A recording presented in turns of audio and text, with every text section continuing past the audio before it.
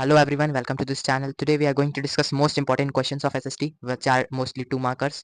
तो क्वेश्चंस की लिस्ट हमारे पास यहाँ पे 5 मोस्ट प्रोबेबल क्वेश्चन है जिसकी 99.99% गारंटी है पेपर में आने की। Question number 1, how did treaty of Constantinople of 1832 recognize Greece as an independent nation. मतलब ट्रीटी ऑफ कॉन्स्टेंटिनोपल जो थी 1832 की, वो कैसे ग्रीस को इंडिपेंडेंट नेशन बनाया गया उससे। तो जो ट्रीटी ऑफ कॉन्स्टेंटिनोपल हुई, वहां से जो ऑटोमन एम्पायर की जो पावर थी, मतलब जो हमारा ऑटोमन एम्पायर की जो पावर थी उसको हमने पीपल के हाथ में दे दी, जिससे वो अब इलेक्शंस कंटेस्ट डेमोक्रेटिक गवर्नमेंट वहां पे फॉर्म हो गई। इसकी वजह से ग्रीस इंडिपेंडेंट नेशन बन गया। आगे हमारा क्वेश्चन है question number 2, explain any 2 features of rabi crops. यहाँ पे सिंपल क्वेश्चन है, 2 फीचर्स राबी क्रॉप्स के बताने हैं। तो इस एकदम सिंपल हम लोग बताएंगे यहाँ पे राबी क्रॉप कब हार्वेस्ट होता है और राबी क्रॉप को क्या क्या नीड होती है। तो राबी क्रॉप के 2 फीचर्स क्या है? The 2 features of rabi crop are as follow. Number 1, it is sown in October to December and harvested in spring season. उसके बाद नंबर 2 फीचर पे हम आएंगे, it requires winter rain which are good for its crops. The crops contain wheat. ठीक है, यहाँ पे हम व्हीट को भी राबी क्रॉप्स के अंदर में एग्जांपल में लिख सकते हैं।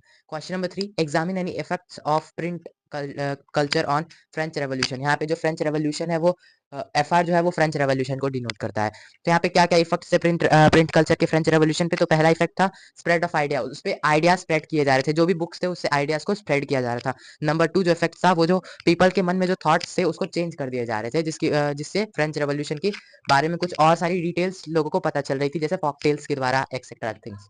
Question number 4, differentiate between formal and informal sources of money. यहाँ पे फॉर्मल और इनफॉर्मल सोर्सेज ऑफ मनी को हम लोग ऐसे डिफरेंशिएट, ऐसे लाइन बनाएंगे, ऐसे से डिफरेंशिएट करके लिखेंगे, इधर फॉर्मल और इधर इनफॉर्मल।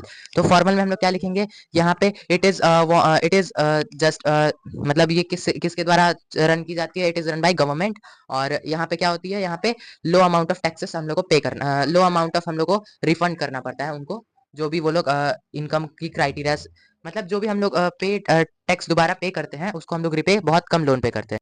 सॉरी, मैं तब से टैक्स टैक्स करते जा रहा था। वहाँ पे इंटरेस्ट होगा, जो भी अगर हम लोग लोन ले रहे हैं तो उस पे जो हमारा इंटरेस्ट रेट रहेगा वो बहुत कम रहेगा। लेकिन वहीं अगर हम बात करें इनफॉर्मल सेक्टर की, तो वहाँ पे इंटरेस्ट रेट हाई रहेगा, और वहाँ की जो होगा इनफॉर्मल सेक्टर, वो गवर्नमेंट ओन नहीं करती है।